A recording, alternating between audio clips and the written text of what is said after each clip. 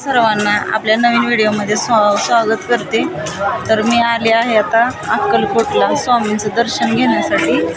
तर हे बघा, आता आम्ही इकडं मठात गाडी लावली पार्किंगला आणि अशी गर्दी बघा, भरपूर लोक उद्या गुरुवार असल्यामुळं आणि हे इतकी लोक यायला लागलेत.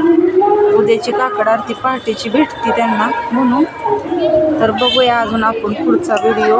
मी थोडं दाखवते तुम्हाला जिथे जिथे जाईल तसं.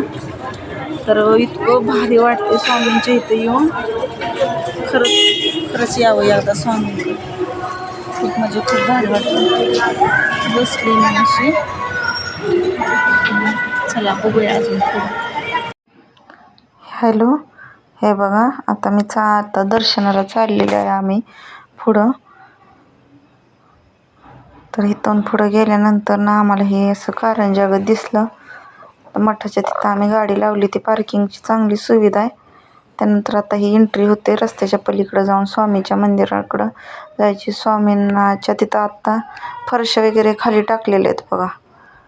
खूप चांगली स्वच्छता क्लिनिंग झालेलं आहे. आम्ही मागच्या वेळी गेलेलो तर तेव्हा नव्हतं असं काय, अशी दुकानं. हे बघा तिथं असा प्रसाद वगैरे असा भरपूर. हे स्वामींचं मंदिर आहे. आपल्या आतून दर्शन घेऊन मी इथं थांबलेले. इथं आतमध्ये स्वामींची गादी वगैरे.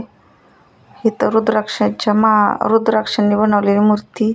हे झाड आहे. तर ह्या झाडाखाली स्वामींचं वास्तव्य होतं, बसायचे स्वामी. 22 वर्ष स्वामींनी अक्कलकोटमध्ये राहिलेत. फक्त मला समाधीकडे जाता आला नाही. खूप गर्दी आहे इथं. चांगला अनुभव आला. बघा, नंतर जेवणाला गेले मी प्रसादाला. तर छान होता प्रसाद, एक नंबर. शिरा, आमटी होती, मुगाची डाळी सुक्की आणि चपाती भात. नंतर इथं पाया पडत होते लोक. खूप चांगल्या पद्धतीनं जेवण वगैरे आहे तिथं.